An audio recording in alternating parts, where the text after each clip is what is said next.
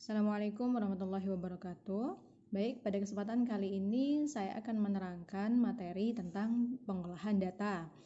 Pada minggu-minggu yang lalu saya sudah menerangkan kepada teman-teman bagaimana metodologi penelitian di dalam kuantitatif khususnya ya. Jadi mulai dari bagaimana kita menemukan masalah di lingkungan kita, kemudian masalah tersebut kita jadikan topik penelitian, kemudian kita angkat rumusan masalah, kemudian kita bangun kerangka berpikirnya.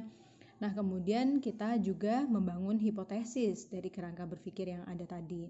Nah, hipotesis itu kan kalau teman-teman mengingat kembali pada materi hipotesis itu adalah anggapan sementara atau argumentasi sementara dari si peneliti, dari kita sendiri begitu, yang berlandaskan kepada teori-teori secara ilmiah yang kita bangun dari kerangka berpikir gitu kan ya. Pada kerangka berpikir ada argumentasi ilmiah, pada hipotesis ada anggapan atau argumentasi sementaranya kita gitu, yang dilandaskan dari mana? Dilandaskan dari kerangka berpikir. Jadi kerangka berpikir yang kita bangun itu yang akan membangun hipotesisnya nanti. Nah, hipotesis berarti kan argumentasi sementara, berarti belum tentu kebenarannya terjamin. Misalkan untuk kasus analisis statistika yang berhubungan dengan korelasional atau mencari hubungan, maka mencari hubungan itu kita mencari pengaruh, judul-judul yang seperti mencari pengaruh, hubungan dan lain sebagainya itu kan ya. Misalkan pengaruh dari kompetensi pedagogik yang dimiliki oleh guru terhadap efektivitas belajar siswa, atau misalkan pengaruh dari misalkan kasus yang sekarang ini, pengaruh dari metode belajar dengan sistem daring terhadap efektivitas belajar siswa. Untuk kasus ekonomi misalkan pengaruh dari kondisi social distancing atau PSBB terhadap perekonomian negara Indonesia, misalkan seperti itu. Kemudian misalkan HKI, nah kemarin-kemarinnya di berita-berita itu yang pernah saya dengar, misalkan di Arab Saudi itu terjadi peningkatan perceraian selama masa karantina atau masa lockdown. Nah, itu bisa juga dicari apa kira-kira faktor-faktor yang mempengaruhi terjadinya peningkatan perceraian di Arab Saudi selama masa lockdown ini. Nah, judul-judul yang seperti itu kemudian kita bangun hipotesisnya kan ya. Misalkan kompetensi pedagogik itu berpengaruh terhadap efektivitas belajar siswa. Ekonomi, PSBB berpengaruh terhadap perekonomian bangsa Indonesia.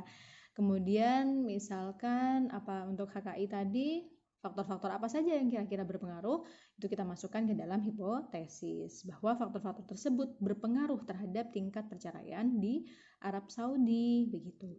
Nah, itu hipotesis yang kita bangun. Nah, hipotesis tersebut kan belum tentu benar adanya.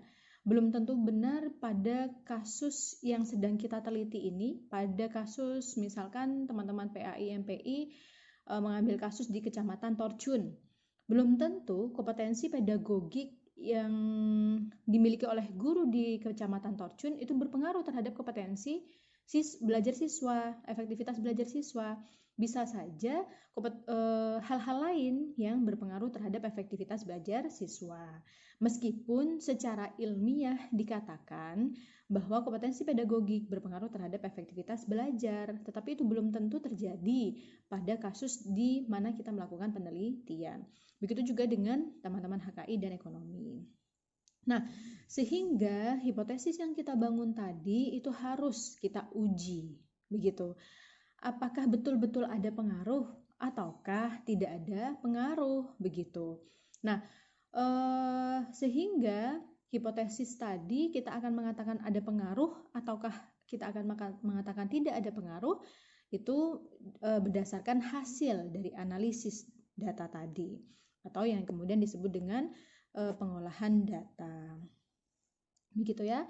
Sehingga pada bab ini saya akan menerangkan tentang pengolahan data di dalam penelitian kuantitatif. Nah, kemudian ini. Oke.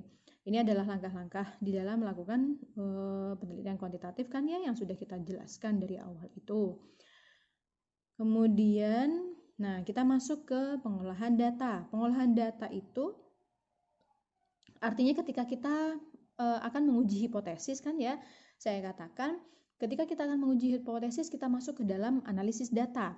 Maka sebelum melakukan analisis data kita harus mengambil data terlebih dahulu, sehingga materi minggu lalu itu saya menerangkan tentang teknik pengumpulan data. Nah, jadi data itu harus kita kumpulkan. Kalau kita tidak mengumpulkan data dari penelitian kita, maka penelitian kita tidak akan pernah selesai. Judul yang bagus pun ketika tidak ada data, maka penelitian tersebut tidak akan pernah selesai. Sehingga data harus diambil menggunakan teknik pengumpulan data. Nah, baik, setelah data kita kumpulkan, maka selanjutnya kita mengolah data tersebut. Data yang sudah kita kumpulkan baik melalui kuesioner atau angket ataupun melalui tes yang biasa kalau guru-guru mungkin sering melakukan tes kan ya terhadap siswa-siswanya. Nah, itu salah satu bentuk dari kita mengumpulkan data. Ataupun bisa dari dokumentasi. Contohnya bagaimana? Ya kalau misalkan kita ingin mengetahui tentang prestasi belajar siswa atau mengetahui tentang jumlah buku, jumlah koleksi buku untuk setiap mata kuliah atau setiap mata pelajaran di perpustakaan, itu kan kita bisa mengumpulkan datanya melalui dokumentasi. Atau misalkan untuk kasus ekonomi profitabilitas, profitnya lembaga-lembaga keuangan syariah atau profitabilitasnya perusahaan-perusahaan, itu kan kemungkinan besar mereka sudah memiliki catatannya. Begitu juga dengan HKI, misalkan tingkat kasus-kasus perceraian selama 1 tahun terakhir, pernikahan selama 1 tahun terakhir ini, atau hal-hal lainnya yang kira-kira datanya itu sudah pernah dikumpulkan oleh lembaga lain. Itu namanya kita mengambil secara dokumentasi. Nah, setelah semua data dikumpulkan itu, selanjutnya kita harus melakukan editing pertama kali. Setelah editing, coding, kemudian tabulasi data, baru masuk ke analisis data, kemudian diinterpretasi data tersebut. Nah, saya jelaskan satu persatu editing. Editing adalah tahapan untuk pemeriksaan atau mengoreksi data yang telah dikumpulkan. Artinya begini, data yang kita kumpulkan, misalkan melalui kuesioner, teman-teman sudah tahu kan ya kuesioner atau angket itu, misalkan kita di dalam kuesioner tersebut ada 20 pertanyaan. Nah, dari 20 pertanyaan kita sebarkan itu semua kepada 50 responden. Nah, responden kita ada 50. Ternyata setelah dikembalikan dari 50 responden itu, ada kuesioner yang diisinya tidak lengkap. Ada yang nomor 11 kosong, ada yang nomor 12 kosong, ada yang nomor 1 kosong, ataupun misalkan ada kesalahan-kesalahan lain. Ini kan editing digunakan untuk melengkapi kekurangan atau menghilangkan kesalahan. Artinya jika ada kesalahan seperti nomor 4 responden bernama Budi, nomor 4 dijawabnya 2 jawaban, sangat setuju dan tidak setuju, dicentang 2. Nah, itu kan tidak boleh kita masukkan ke dalam data. Itu namanya data yang kurang baik, datanya rusak, sehingga itulah yang dimaksud dengan proses editing. Nah, proses editing itu kita bisa melakukannya dengan berbagai macam cara. Pertama, dari 50 responden tadi, kemudian yang menjawab secara lengkap kuesionernya, lengkap pertanyaan 1 sampai 20 dijawabnya dengan lengkap, ada misalkan 40 orang. Berarti data yang rusak ada 10 orang. Nah, jika memang kita masih memiliki identitas, kita tahu identitas si pengisi 10 kuesioner ini, maka kita bisa mengembalikannya. Pak, Bapak, Ibu, Mbak, Mas, tolong diperbaiki kuesionernya ini. Ada kesalahan, ada kekurangan, dan lain sebagainya.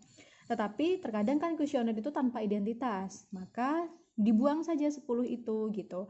Jika data yang kita kumpulkan masih kurang, maka kita harus mengumpulkannya kembali. Berarti kita harus meminta lagi kepada responden yang lain untuk mengisi kuesioner kita. Begitu. Nah, itu yang dimaksud dengan proses editing. Jadi data yang kita kumpulkan tadi harus kita edit terlebih dahulu. Nah, kemudian setelah data kita edit, berarti sudah terpilih kan ya data-data yang sudah bagus. Dari 50 orang yang mengisi, yang bagus datanya 40 orang. Maka 40 orang itulah yang kita ambil datanya. Kalau sudah mencukupi dengan persyaratan jumlah sampel ya. 40 mencukupi misalkan, oke 40 kita ambil. Nah, kemudian data sebelum kita lanjut ke step yang berikutnya harus di-coding. Di-coding itu adalah memberi kode. Coding itu bahasa Inggris, dari kata kode, pemberian kode. Jadi diberi kode. Karena apa? Karena kita ini kan kuantitatif. Kalau kualitatif, data yang sudah dikumpulkan tidak perlu diberi kode. Tetapi pada kuantitatif harus diberi yang namanya coding atau kode. Fungsinya apa? Untuk merubah data kualitatif menjadi data kuantitatif di sini. Begitu. Nah, contohnya ya seperti tadi. Ini contoh-contohnya ya. Kalau misalkan ada pertanyaan yang begini, berapa berat badan Anda? Jawaban oleh responden 75 kilo. Maka kodenya adalah 75-nya saja. Kilogramnya tidak perlu masuk karena kilogram tidak bisa masuk ke dalam rumus. Berapa penghasilan Anda? Rupiah 1 juta. Maka kodenya adalah 1 jutanya saja, tidak perlu rupiah karena rupiah tidak bisa dimasukkan ke dalam rumus. Kemudian kode yang lainnya. Sebentar, kok macet ini. Nah, kode selanjutnya, misalkan ada pertanyaan kita yang modelnya begini, berapa penghasilan Anda tiap bulan? Ada pilihan A, B, C, kurang dari 1 juta, 1 juta sampai 2 juta, dan lebih dari 2 juta. Maka kita bisa memberikan kode ini 1, pilihan yang ini 2, pilihan yang ini 3. Nanti kode-kode inilah yang akan kita masukkan ke dalam analisis statistika, karena sudah berbentuk angka. Nah, kalau bentuknya seperti ini kan kita nggak bisa. Bu, ini kan sudah angka, kenapa tidak langsung dimasukkan? Bagaimana kita bisa menghitung 1 juta sampai dengan 2 juta jika kita masukkan ke dalam rumus gitu kan ya. Kemudian, nah ini lagi bentuknya seperti ini. Ada jawabannya iya dan tidak. Iya dan tidak berarti seperti yang sudah pernah saya terangkan, ini menggunakan skala Gottman. Skala Gottman itu pilihannya cuma iya tidak, suka tidak, paham tidak, setuju tidak gitu. Nah, pilihannya kalau menggunakan skala Gottman yang positif ya setuju, suka itu selalu diberi kode 1, sedangkan negatif selalu diberi kode 0. Jadi ini tidak boleh dipilih, ini 0, ini 1 tidak boleh. Harus ya positif itu 1, negatif itu 0. Nah, ketika kita menggunakan skala Likert yang ada pilihan sangat setuju, setuju, ragu-ragu, tidak setuju, sangat tidak setuju. Ini berarti kita pilih di sini 5, 4, 3, 2, 1 boleh atau 1, 2, 3, 4, 5 boleh. Yang penting kita konsisten. Jangan pertanyaan pertama sangat setuju kita beri nilai 5, pertanyaan kedua sangat setujunya kita beri nilai 1. Tidak boleh, harus konsisten dari awal sampai akhir. Kemudian ini boleh pilihannya ada kadang Bu saya melihat bukan 5 pilihannya, ada 4. Nah, jika 4 biasanya sangat setuju, setuju, tidak setuju, sangat tidak setuju. Ragu-ragu ini biasanya tidak ada. Sehingga berarti dimulainya ya dari 4, 3, 2, 1 atau 1, 2, 3, 4. Kemudian pertanyaan dengan jawaban bertingkat. Nah, misalkan seperti ini, apakah pendidikan terakhir yang pernah Anda tempuh? Kan kita bisa nih, judul penelitian kita, pengaruh tingkat pendidikan orang tua terhadap motivasi belajar siswa. Nah, pengaruh tingkat pendidikan orang tua terhadap motivasi belajar siswa. Tingkat pendidikan orang tua, berarti kan pakainya ya seperti ini kan ya, SD, SMP, dan lain sebagainya. Orang tua dari masing-masing murid kita tanyakan pendidikannya apa. Kemudian kita korelasikan dengan motivasi belajar siswa. Nah, sedangkan kan yang namanya pendidikan terakhir itu kan non-angka kan ya, SD, SMP, SMA ini kan non-angka. Ini nggak bisa kita masukkan langsung ke dalam analisis. Bagaimana SD kemudian dikurangi dengan angka kan tidak bisa. Jadi harus ini di coding terlebih dahulu sehingga menjadi sebuah angka. Ini bisa 1, 2, 3, 4, 5, 6, 7 dan seterusnya, begitu ya. Nah, itu contoh coding.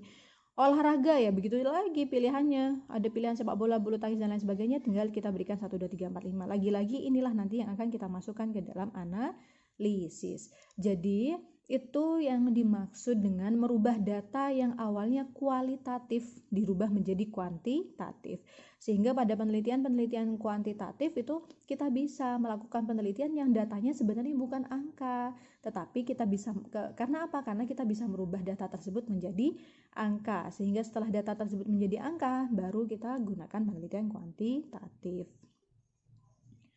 Nah, kemudian tabulasi data. Apa maksudnya tabulasi data? Maksudnya tabulasi data itu kita meletakkan data-data tersebut dalam tabel. Adalah penyajian data dalam bentuk tabel. Untuk apa? Untuk memudahkan dalam membaca data dan menganalisisnya. Teman-teman bayangkan kalau data yang kita dapatkan dari 50 peserta atau 40 responden tadi, itu datanya belum kita masukkan ke dalam tabel. Yang menjawab baik sekali berapa orang, enggak tahu, yang baik berapa enggak tahu, cukup enggak tahu. Kita cuma punya 40 data satu dengan 20 pertanyaan. Responden kedua dengan 20 pertanyaan. Kan bingung ya? Teman-teman bisa membayangkan kan ya? Nah, dengan tampilan data yang tidak dimasukkan ke dalam tabel akan sangat sulit untuk kita sebagai peneliti, bahkan orang lain yang membaca penelitian kita, untuk memahami dan membaca data tersebut. Apalagi sampai menganalisisnya, itu sudah sulit sekali. Nah, sehingga kita perlu meletakkannya ke dalam tabel-tabel. Ya, caranya seperti biasa, kita kategorikan nih yang baik sekali ada berapa orang. Responden pertama, responden keempat, responden ke-9, responden ke-8, misalkan begitu ya. Dan seterusnya. Kemudian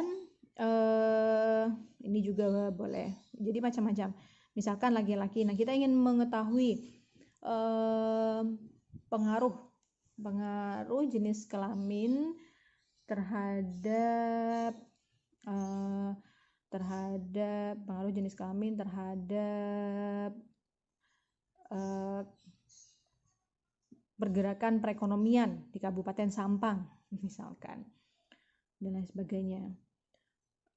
Kemudian, nah setelah data dimasukkan ke dalam tabel sehingga lebih mudah kita baca, selanjutnya adalah kita melakukan analisis data.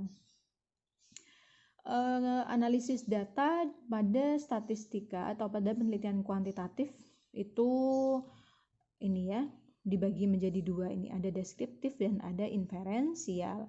Deskriptif itu maksudnya memberikan penjelasan terhadap data yang kita punya. Nah, ini nanti akan saya berikan link video lain, teman-teman bisa silahkan melihat penjelasan tentang macam-macam analisis statistika ini di dalam materi khusus, yaitu tentang materi analisis statistika. Karena di situ saya menerangkan menggunakan papan dan insya Allah lebih detail jika kita menggunakan papan. Kemudian, nah ini kan ya. Jadi silakan teman-teman dari setelah video yang saya jelaskan ini, teman-teman silakan melihat kepada video saya yang berjudul analisis statistika.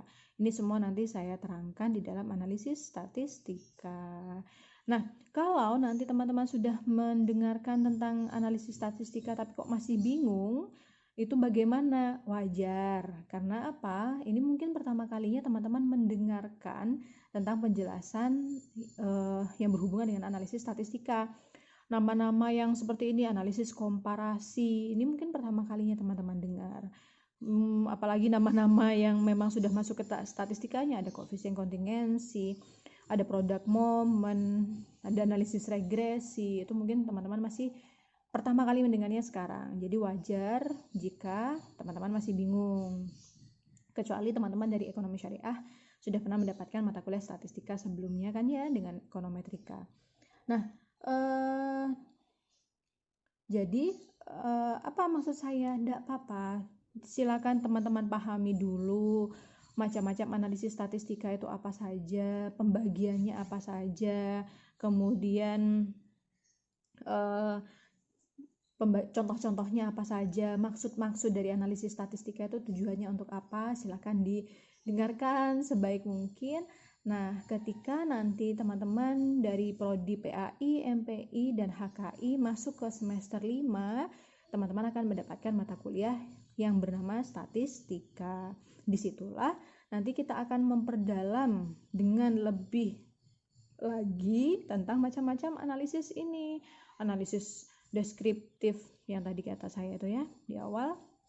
Mana. Nah, ini deskriptif, apa itu mean, apa itu median ini sebenarnya ada varian, apa itu inferensial, apa itu korelasi, apa itu komparasi, apa contoh-contoh korelasi, apa contoh-contoh komparasi, dan bagaimana cara menghitungnya, apakah nominal, apakah ordinal, apakah interval, ataukah apakah rasio.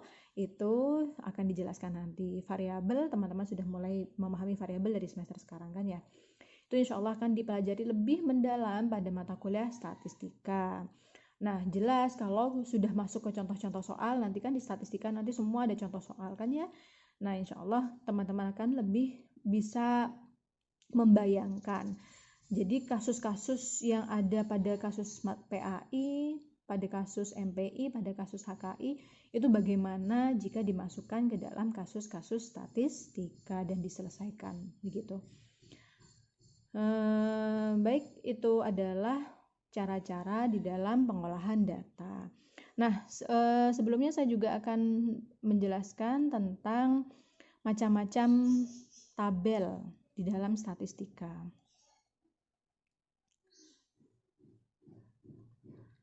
Jadi, analisis yang digunakan di dalam metodologi penelitian kuantitatif itu adalah analisis statistika, begitu ya namanya. Yang paling sering digunakan adalah analisis statistika. Nah, ini.